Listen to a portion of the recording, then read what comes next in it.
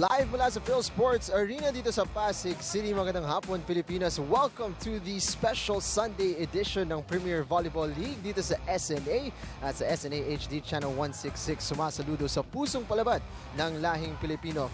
Mapapanood din kami sa live stream over premiervolleyballleague.com at sa #1 sports website ng Pilipinas, sports.abs-CBN.com. So many ways to catch the games, and rightly so dahil umiinit na ang labanan dito sa PVL Reinforced Conference. And today, grabe ang mga labanan na makikita natin. The Perlas Spikers taking on the Water Defenders. Yan ang ating unang laban.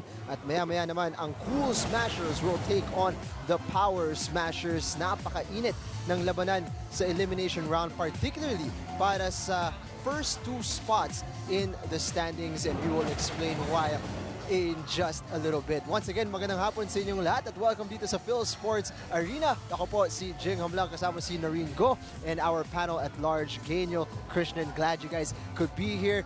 It's a incredible contest for the top two spots, and we are being treated with the appearances and the presence ng mga imports natin who are available to play and ready to go dito sa Phil Sports Arena. Yeah, it's going to be an interesting game because, yeah, as you said it, because the imports can play, the games are going to be more exciting.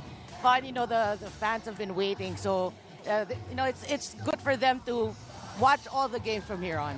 And Genial, of course, ang dalawang na maglalaban for our first match. It is the Perlas Spikers and the Water Defenders. Yung dalawang yan, when they faced off in the first round, it was one of the most spectacular comebacks na nakita natin in the entire Reinforced Conference. So obviously, napaka-excited to see them go head-to-head here in round 2. Well, that is right, Jing and Noreen. Day 11 na nga ng ating Reinforced Conference at patuloy pa rin umiigting at tumitindi ang labanan dito naman sa Phil Sports Arena. But first, let us talk about the team who got their back-to-back win. At yan nga ay ang Perlas Spikers na pinangungunahan ni G. Herbacio. Alam mo, kanina I was able to talk to her at nasabi niya nga sa akin na sobrang dong laki daw ng naitulong sa kanila ng kanilang imports coming from Brazil and Japan, si Inc.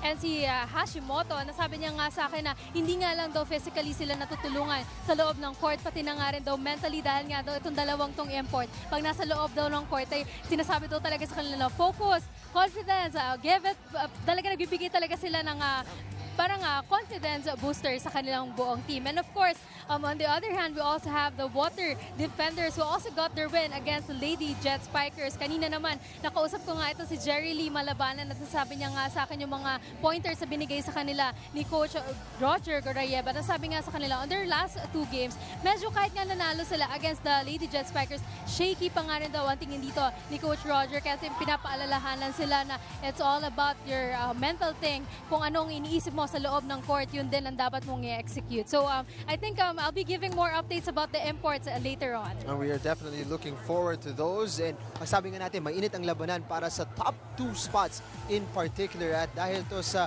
enhanced format that we have here heading into the knockout round, Noreen, I think you would be the best to give us an explanation kung ano nga ba ang itong enhanced format. Okay, in layman's terms, in a nutshell, the top two teams from this round will already advance to the next round, no?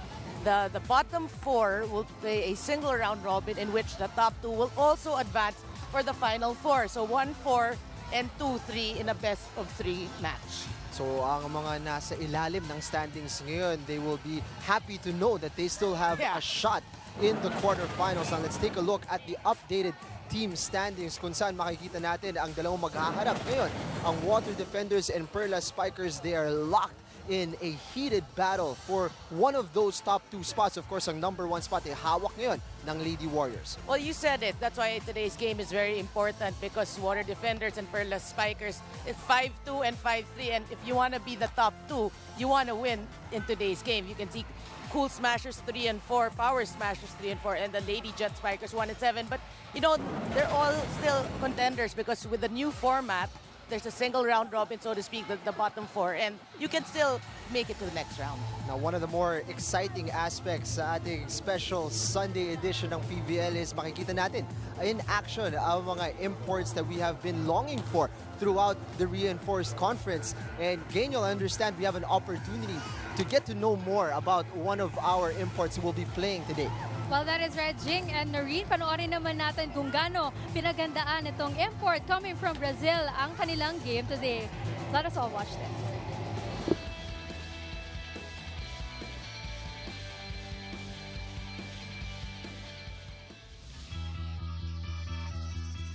From the sands to the Premier Volleyball League. Ang beach volleyball queen mula Brazil na si Hupia Inc. ay nagbabalik sa Pilipinas bilang reinforcement ng Perlas Spikers ngayong season.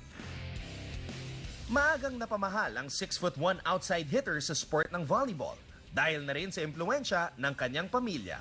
Yeah, I'm from a really small province in Brazil. I started playing sports since early ages because my dad was an athlete, you know. He always wanted me to play something. He always supported me. I started playing at age 13. At the age 16, I was part of the Brazilian national team. And I played for a really good club in Brazil when I was only 18 to 19 years old. Madaling napansin ang kanyang performances sa iba't ibang international leagues mula sa Brazil, America at Turkey. That was a big deal for me because it's still 18 and I had experience from national teams, you know, like World Championships, South America Championship. And then after that, I went to America, the US, to study and play volleyball. And after that, Turkey, yeah, and the Philippines again. 2015 nang sumali at nagwagi si Hupia sa Beach Volleyball Republic bilang first-timer. At ayon sa kanya, ito rin ang naging susi ng pagsali niya sa Perlas Spikers.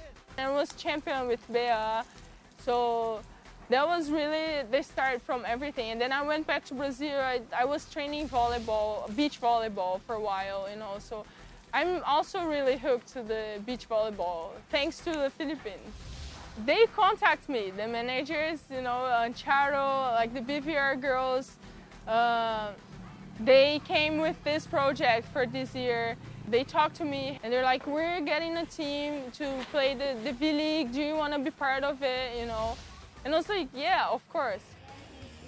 Para sa BVR champion, ang kanyang experience sa paglalaro ng beach volleyball ay isang malaking advantage sa mga darating na laban dito sa tournament. It's a totally different game when you play beach volleyball and indoor. So the BVR really gave me the opportunity to see the court differently. So you have half of the court, it's your responsibility. So you have more space you need to take care of. And when you play indoor, it's just like a little, you're sharing the court with another 5 players. So this experience here on the sand really made me improve. From the beachfront to the indoor battlefield, Hupia Inc. is ready to show her worth dito sa PVL Reinforced Conference. Really expect us to not giving up easily. You know, we're gonna fight for every game and for every point, and that's really our motto. Like, go for it. Just have fun and like don't ever give up. Alam nyo, Jing and Noreen, kanina nga nakausap ko nga rin itong si Hupia Inc. At sabi niya nga sa akin kung saan siya nahihirapan dito sa Philippines. Ha? Sabi niya sa akin, nahihirapan daw siya sa food. Sabi ko, bakit ka naman nahihirapan? Food yan. Ang sarap-sarap ng mga pagkain dito sa Pilipinas. Sabi niya, hindi raw kasi siya kumakain ng pork, ng meat, vegetarian. Itong si Hupia Inc. Kaya nga daw medyo pagka nasa labas daw siya, bumibili na lang daw siya, tapos siya na lang daw nagluluto. Pero all in all daw, lahat ng mga kaibigan niya na mga imports din, na kumakain daw dito ng mga Filipino food na sasarapan daw, pero hindi niya pa daw na-try. Yun lang. Ang hirap talaga pag Food may mga, pala. may mga food restrictions. Yes, that is right. Well, mga kapamilya, if you have thoughts or comments about the match, tweet niyo po kami sa @ABS-CBN Sports and use the hashtag PVL on ABS-CBN. And of course, check out some exclusive photos on our Instagram account. That's @ABS-CBN_sports. And of course, keep up to date on all things happening here on Premier Volleyball League. Some news, articles, and of course, interviews ng inyong mga paboritong players only on the Philippines' #1 sports website. That's sports.abs-cbn.com. And of course, Jing and Noreen, meron din tayong feature dito sa PVL on ABS-CBN na kung saan makikita nyo, pwede nyo makita ang mga kaganapan dito sa loob ng arena via Ronda Cam. And of course, meron din tayong plus feature dito sa PVL on ABS-CBN na kung saan pwede kayo makisaya, makiyatawa, makipagpicturan, makipagsayawan tulad niyan sa inyong mga paboritong players only via mobile photo booth. All right, maraming salamat, Geniel. And we're looking forward to more of your dancing later on, I hope. Sa mga... Dancing and singing. Lip sync siya. That's right. And we will be checking in with you for more of your reports a little later on. So thank you very much, Geniel. Christian, pagbalik namin, kaming dalawa ni Noreen, we will break down the game between the Water Defenders and the Perlas Spikers. Don't go anywhere. Stay right here on SNA.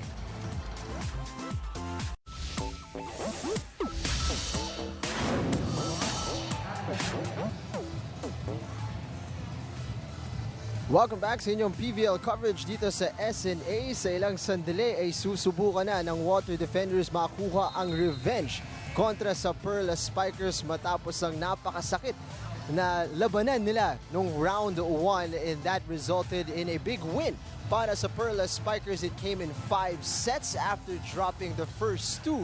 They raced forward and took 3 straight para makuha yung panalo niyon from the hands of the Water Defenders. Glad you could join us once again. Jingle lang kasama si Noreen Go. Pag-usapan natin yung round 1 encounter niyon. It was one of the most thrilling comebacks nung round 1. Well, you're right. You said it. 5-setter. The Water Defenders actually won the first 2, but the Perlas Spikers refused to go down and won the next 3. If you look at the numbers, it's really clear. Perlas won in terms of spikes, blocks. The errors pretty much just by 2, but if you look at the service went the Water Defenders' way. It's very important to look at the blocks and the serve category, because if we'll talk about the succeeding games, we can see that the strength of the Perlas Spikers lie in their blocking, wherein the strength of the Water Defenders lie in their serving. So in today's game, that's what they're gonna focus on. Certainly something to look forward to, yung 2 departments na yun. In particular, Amy Ahumiro, crucial dun sa laban na yun against the Water Defenders. She came up with a big 17 points in that game, and a lot of help from Z Hervasio as well. Ngayon, balikan natin ang last na pagkapanalo ng Perlas Spikers, actually able to get their first back-to-back wins in the Reinforced Conference, kasi yung lagay nitong Perlas Spikers was 1 win, 1 loss, 1 win, 1 loss, and finally they were able to string together 2 wins. At ito yung unang laro ng kanilang mga foreign guests. Yeah, that was against the Power Smashers, wherein they won in straight sets, but don't let the straight sets fool you. The first 2 sets were really close, 27-25, 26-24, and in the third set, that's where they got a bit of cushion. But if you look at the numbers, they led talking about the Perlas Spikers in terms of spikes. Again, mentioning blocks, because against their Water Defenders, they were ahead in blocks, so that is obviously their strength. Service, it went the Power Smashers' way. So for Perlas, you would like to focus on your reception today because you give too much service aces to your opponent. So, of course, these are the things that they will focus on today's game. Again, nakita natin, maganda na naman ang pinakita ng Perlas Spikers in terms of blocking in that game. We mentioned it was the first game na naglaro ang kanilang mga foreign guests. Actually had an opportunity to play them on Thursday. Did not take that chance just yet. Pero nung naglaro sila on Saturday, grabe naman ang ipinakita si Hupia Inc. with a team-high 19 points, at ang kanilang setter na si Naoko Hashimoto had 6 points on top of 25 running sets. A very impressive performance from the 2 imports. Yeah, very impressive. You mentioned their numbers, and obviously they're here for a reason. I mean, the Perlas Spikers, they boast of already a strong local contingent, but you add Rupia Inc. and Naoko Hashimoto, then they will be contenders really in this conference.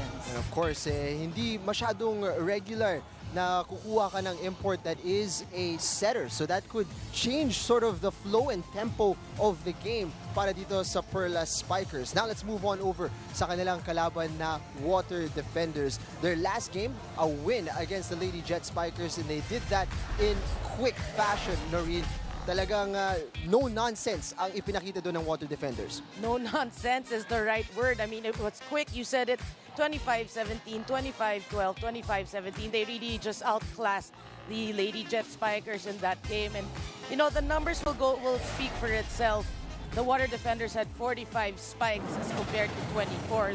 There you go. In terms of blocks, they showed also that that's their strength. So 10 blocks compared to 2.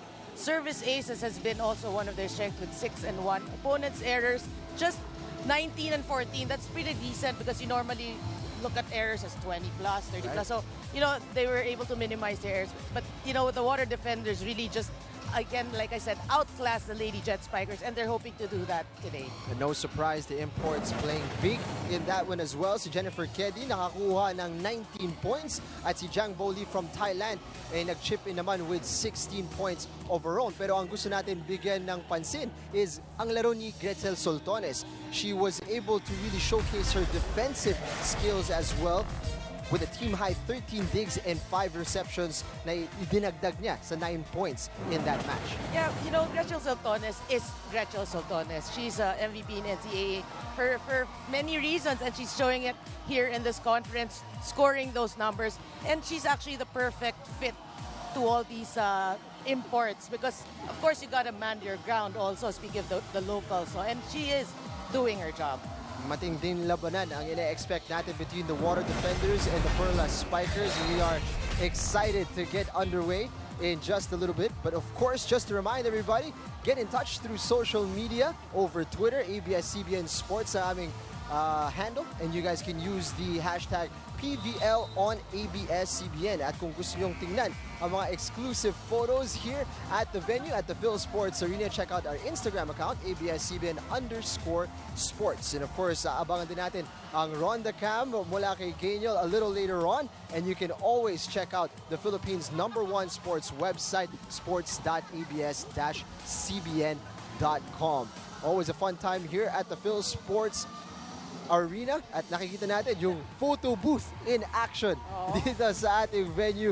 Come on over dito sa Pasig City and enjoy the action. Of course, DJ Louie keeping the energy high all throughout the afternoon. Sa aming pagbabalik, ang paghaharap ng water defenders at ng Perlas Spikers. Don't go anywhere. Stay right here on SNA.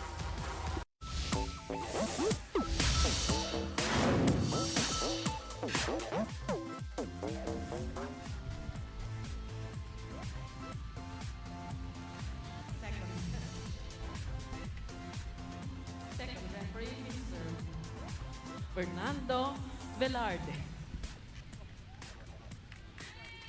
National referee. Before we present our starters, we'd like to say thank you.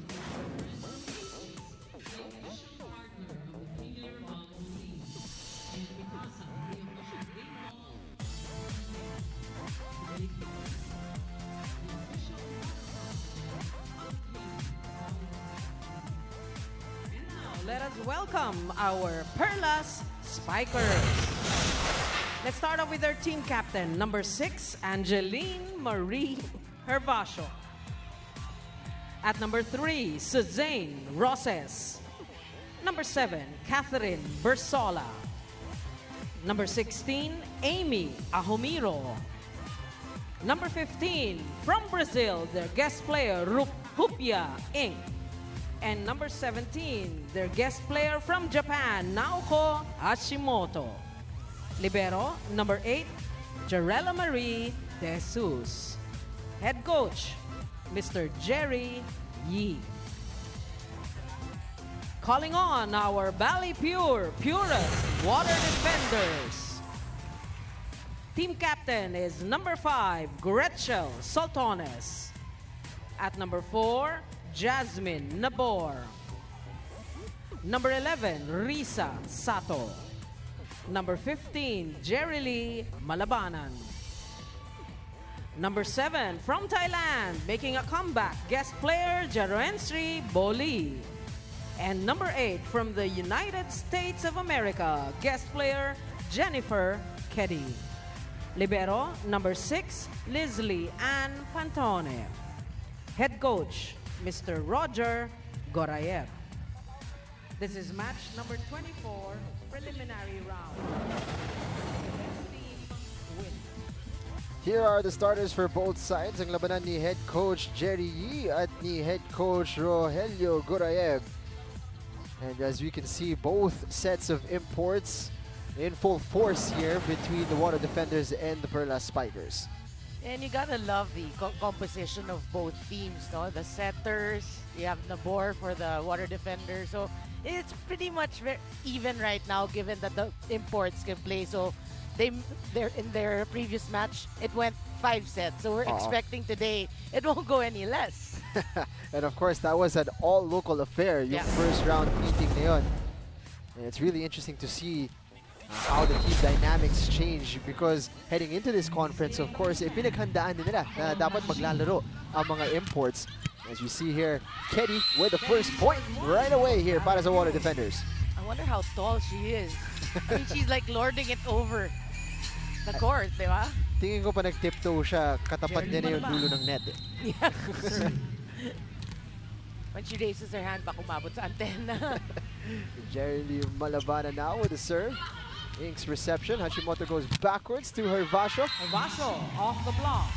Gets it off the block.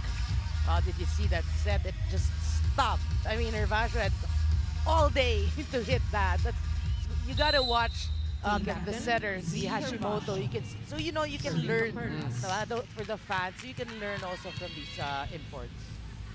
Hervasio, ang sabi nga ni Daniel Krishnan, was very vocal about yung tulong na idinadala ng mga imports, not just in terms of the output, but the mental capacity of the team and also in terms of yung techniques na nakukuha nila from being involved with these imports on a regular basis.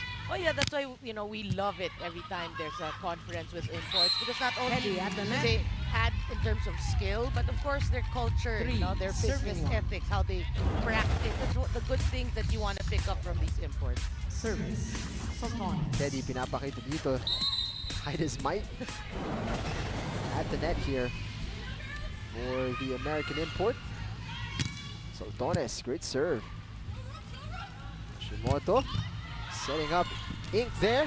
It is a point. Good try. I mean, good effort in terms of defense. But Ink is too powerful for Perlas Spikers. Angling that away from the block of Keddy. If you want to look at the score, it's up there on the left side and on the right side on the big screen.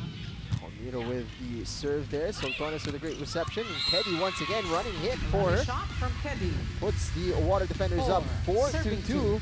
Now may chance tayong mag-check-in with Daniel Krishnan. Well, Jing and Noreen, alam nyo, kanina nasabi ko nga sa inyo na magbabanggit ako ng mga trivias about our imports. And since si Keddy nga ang gumagawa ngayon, bibigyan ko na sa inyo yung trivia ko nga about her. Alam mo kanina, while I'm inside the dugout, tinatanong ko siya ng mga questions na pwede kong ibigay sa inyo. Pero the whole time, she was just looking at my face at tinanong ko, at bigla niya ako tinanong. Sabi niya sa akin, who did your makeup? Ayun pala, Jing and Noreen, mahilig pala ito sa makeup. Itong si Jennifer Keddy. And mahilig daw siya sa mga fancy clothes. Kaya daw kung wala daw siya sa court, ayun daw ginagawa niya. Naglalagay daw siya ng eyeliners, ng lipsticks, na talagang ngayon daw sa court hindi niya daw magawa dahil nga daw lagi daw siyang pinagpapawisan. Pero one of these days daw, Jing and Noreen, gagawin na daw yan. Back to you guys. Na-mesmerize sa kagandahan ni Daniel Krishnan. Si Jennifer Keddy. A great piece of trivia there. Thank you so much. We'll check in with Daniel Krishnan a little later on. Water Defenders re-establishing their 1-point advantage here. Yeah, that's a good matchup to watch. As we were talking, Bersola and Sato at the net. We've seen that so many times in UAAP. So that's a good matchup to watch today. Setting up Ink against a double block. Saved by Nabor. Buhay pa to. Yeah, good save. Ulog ni Hashimoto na basa. And Sato right down the middle. You know, when Sato and Nabor are on, their connection's on, it's very hard to stop because Sato is very quick. You know, she's not the tallest of middle hitters, but the quickness is her advantage. Walong puntos ang nabuhos ni Risa Sato in the last match of the Water Defenders. Ball is out. +1 for Perlas. The Perlas Spikers able to cut into this advantage. Yeah, you don't want to see those, those unforced errors because this is such a precious match. You know, they're very, pretty much even. So you want to see more rallies, not too many errors. Looking for Malabanan. May angat. Buhay pa dito. just unable to clear the net there from Boli. We're tied at 6. Yeah, that's one thing, you know, the fans of the V-League, no, they followed Jeng Boli in her career. I mean, she was synonymous when you talked about imports with the V-League. So one thing you'll notice that she rarely gives free balls. If she can, she's gonna attack it no matter how low. Sato, this time nabasa ni Cathy Persola. Going to her Vasho. A good dig.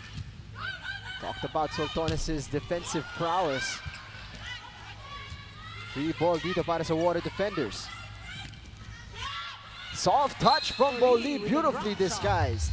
7 to 6. It wasn't the best of sets for her, but she just tipped it over. Typical Jeng Boli. Having a quick word with Jasmine Abor in between Serving for Bali. plays here. And it is Jeng Boli to serve for the Water Defenders. Hulog ni Hashimoto. Nabasa na naman. Good defense from both teams. Net touch. A net touch called against the Water Defenders.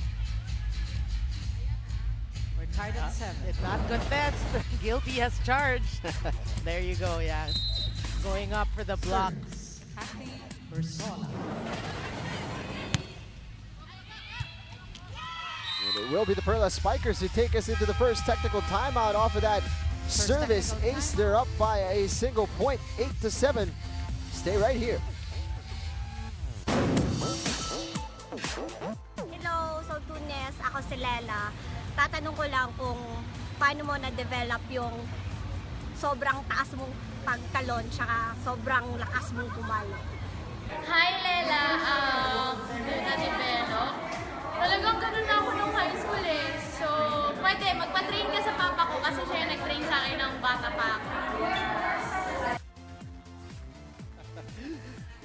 Gretchen Soltones, basically sinabi nito, wala, God-given ang You gotta love her. athleticism niya. Patrain ka sa papa ko. Yun yung solution. 2 touches. Missed you there from Hashimoto. Was looking for the back set patungo kay Amy Ahomiro. Tied at 8. And didn't get the connection she wanted with the ball. So all square at 8 apiece. Risa Sato to serve. Good serve. Hashimoto going to her Vasho. At may net touch na itatawag kontra sa Water Defenders. Yeah, that was against Malabanan. And also guilty as charged. Take one more look at it, and yes. Yeah. Sobrahan ng pressing mula kay Jerry Malabanan. Palms touching the tape of the net. Naoko Hashimoto with the serve. Antones reception. Soltones atakin ang double block. Against the net. Did not 4 touches. clear the net. Called on Bali Pure. Yeah, she buries that into the 10. net. Serving 8. So a series of errors here for the Water Defenders. Service. Hashimoto. A chance now to check in with those sending over their tweets over Twitter and Enad. Let's go Bali Pure all the way from Abu Dhabi. Off the hand. Hello sa inyong lahat ng mga manonood mula dyan sa Abu Dhabi. Glad you guys could join us. Randol Lapus, go Bali Pure fight for the top spot. And yes, it is a very big game between these two sides. Napaka-importante ng pwestuhan in the top 2 spots in particular. And both of them in contention. Mark, Risa is on fire. ABS-CBN Sports. Risa June, not sure who she's pertaining to there. Maybe it's Risa Sato. Noy Joseph, happy watching. Boli and Roses, magkagrupo noon sa San Sebastian, magkalaban ngayon from the City of Hearts here. Noreen, City of Hearts. Which city is that? Yun yung test. Well, hindi ko rin alam. Kulang tayo sa knowledge. For sure, si Coach Ronnie Magsanok makakasagot nun. Yeah, but you know, obviously he was a fan really of the V-League years back. Because yeah, you knew that Boli and Roses were once teammates. Always great to see mga loyal fans dito ng V-League. Able to enjoy the action here in the PVL. 10 to 11. 11-10 here. Continued discussions between the hitters and Jasmine Abor. Service. Jerry. A bit of adjustment there. She was on her way down. I guess they were talking about the speed of the set because you got a tall player, but not to mention that Nabor is not used to playing with a tall Right. player in Jaja Santiago. That's right. Net touch. Infraction called. Nabor. 12. Serving 10. Net touch on Nabor, was it? 80% conversion rate para kay Jennifer Kenny so far. Z. Herbato, team captain. Serving for Perlas. She's gonna continue to be a main weapon para dito sa water defenders in this match. So sobra yung service ni Z. Hervasio. Bali Pure gets an extra point. Well, both teams having their own unforced errors. Gretchen Soltones, team captain. Another powerful server. Rachel Soltones. Good serve. Fantastic serve. Able to improvise. Soft touch. May angat ni Ahomiro. It's gonna be another free ball here. What can the water defenders do here? Set up para kay Boli. And off the block score para kay Hupia Inc. No! Net touch ang itatawag. We're tied at 12. Well, the way she cheered, it's like that they weren't going to call the net violation. Yeah, there's she does the net there. On the follow through. Expect natin a tight game to, Noreen. It's certainly panning out to be that way in this first set. 12 all. Very little separation between these two sides, and the water defenders looks like To 12. they are able to get the lead here. Quick look at Tots Carlos on the bench today para sa Perlas Spikers, one of the latest additions sa kanilang roster. Yeah, and Ella De Jesus, the other libero of the Perlas Spikers.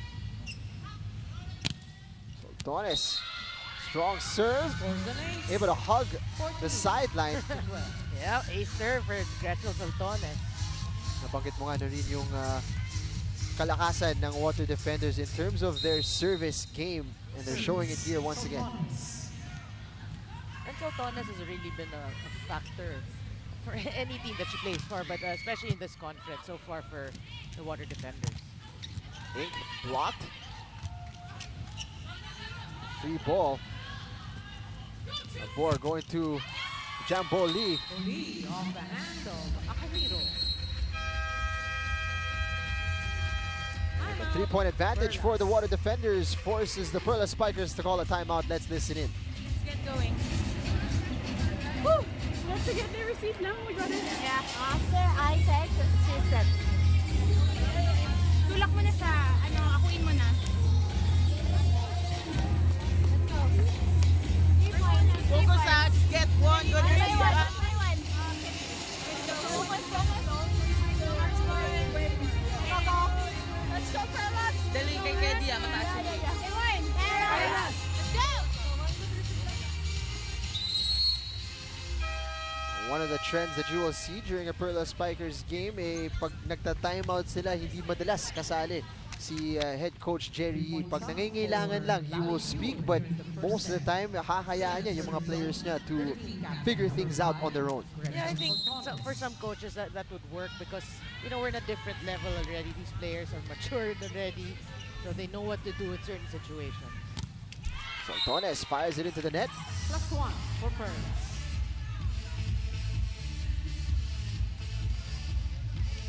Babalik si Kat Persola para sa Perlas Spikers as Acevedo takes a seat. Quick look at Jarrell Singh para sa water defenders. Only saw one set of action in their last match. Still able to score 3 points in that one. Well, that 3 points is actually not her normal numbers, but she'll take it. Aiko Urdas papasok dito para sa water defenders. Papalitan niya muna si Jerry Lee Malabanan. Out 9. Urdas. In. Serve. Ahomiro serve. Well read by Loaded it wide there. At makakarating na tayo sa pangalawang technical timeout. The water defenders up 16 to 14.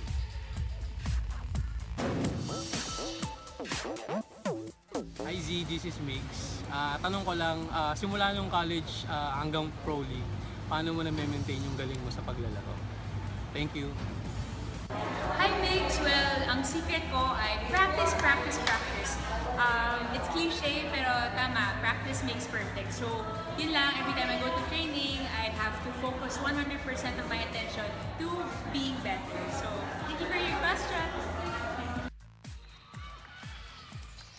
No substitute for repetition para kay Z Hervasio. And Water Defenders coming out of that technical timeout with a service ace. Guest player, Jennifer Kelly. Yeah, that was Eddie. Up by 3 now. Another service ace as lumusod yun sa kamay ni Acevedo. Yeah, we talked about the weakness actually of Perlas giving away too many service aces in a match, so they gotta check that. They find themselves down by 4. Back-to-back aces para kay Jennifer Keddy. Touches the tape. And Bersola able to convert. Down the line. 15 to 18. Yeah, off-speed hit there for Cathy Bersola.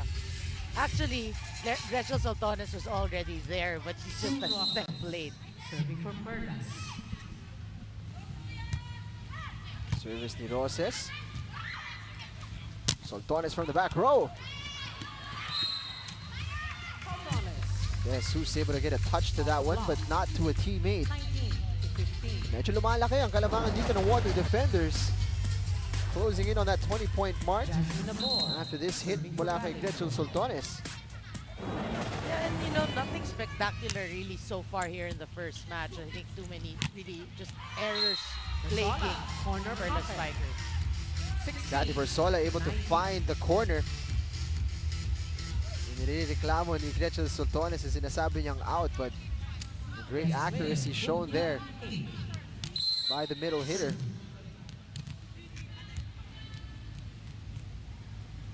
Hupia Inc. 2 puntos mula sa atake. That was a tough serve to deal with. Net touch. Yeah, Nabor. and touch called on Jasmine Nabor there. 17 to 19. Receive dun, masyado ng dikit sa net. Nahihirapan dun si Jasmine Nabor, and you can see she touches the net. That was a good serve by Inc. to force that misreceive there, or over-receive. Inc.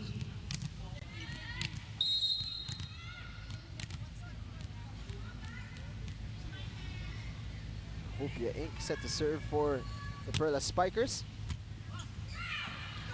Butan dito si Aiko Ordaz. Zone 1. Goes down the line there, nobody home for Perlas. Great court awareness mula dito kay Aiko Ordaz. Then Bolin. And actually, that went through the hands of Hashimoto. Service ni John Boli, hinayaan ni Acevedo. 18 to 20. Great judgment there from the liberos. That one sails out. Service. Kakaroon ng substitution here dito. Perlas. Ferrer papasok para kay Bersola. Jem Ferrer, of course, the setter for the Perlas Spikers for the majority of the elimination round.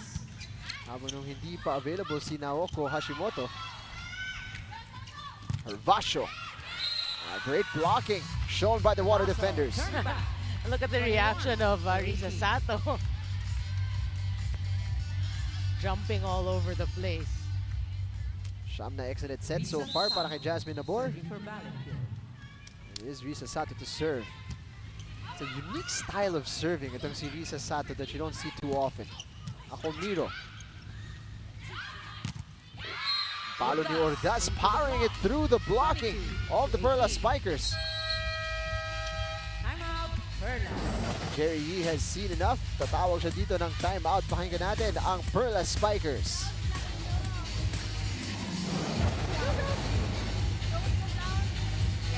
It's okay. They're gonna get their ears to smile.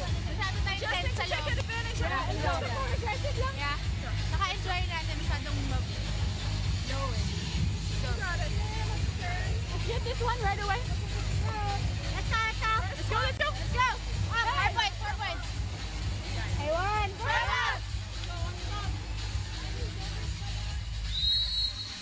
Essentially a momentum stopper para dito sa Perlas Spikers as they regroup and look to build the energy moving forward. Yeah, that's Shauna Alvarez. Great to see the other volleyball players coming out to support the games here in the PVL. Hashimoto got 6 points in her first outing and showing a different dynamic to her game here. Yeah, but in that huddle, I like the way they were talking. They realized that, you know, their morale is kind of low. You know, they're not smiling. So that's what they were working on. Smile. I heard people say, come on, smile, we can do this. More back setting it para kay Aiko Ordaz, who has been on fire since entering the game. Yeah, wow, you gotta love that substitution of Coach Roger. Bring her in. Since coming on para kay Jerry Lee Malabanan, it's been all offense para dito kay Aiko Ordaz. Here she is to serve. Ink's reception goes over. Great dig there from Acevedo to keep it alive. Nabor naman ang aatake ngayon.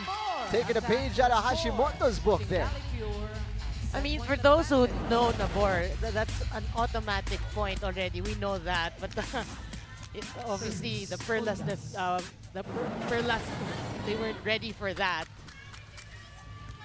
Of course, Jasmine Nabor was converted into a setter. Used to be a hitter, so she certainly has that in her toolkit. Roses. Nabor pupuntahan si Soltones. And that is a set point saved here by the Perlas Spikers. Coach Roger having some funny words with Gretchen Soltones. What's wrong with you? You have one blocker. Dream scenario na dapat yun para kay Gretchen Soltones. Great serve from Z Hervasio. Tipped over by Ketty. Set up job now for Hupia Inc. Through the block. 21 to 24. 21st point para sa Perlas Spikers. Another set point saved, and Roger Gurayeb will want to call a timeout here para sa Water Defenders. Pakinggan natin sila. Hihit mo yung katawan mo, tsaka mo paluin. Hindi yung pisilipitin mo yung ball. Only her, pressure. What do you want to block? Mapalo ka ng kasi. No, if you will take care of Sonani, I will automatically. Dito ka, kunin nyo yun nandoon na. Tatan, nasa loob ka na ba? Oh, dito tapatan mo yun si Inka. You're too far from each other. Maybe you cross. Separate na. No. Tasa ka na. Doon nandun dyan. Basta kunin mo yung down the line niya. Dyan, stay close.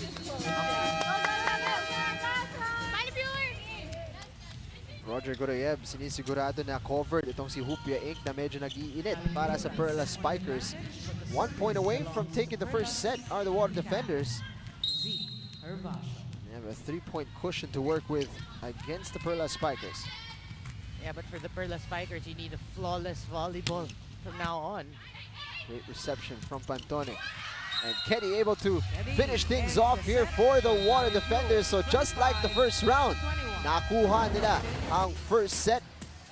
And this one, the final touch to it from Jennifer Ketty, who has been a real key weapon for the Water Defenders in this opening period. Sa ating pagbabalik, highlight statistics and second set action. Huwag po kayong aalis, manatiling nakatutok sa SNA.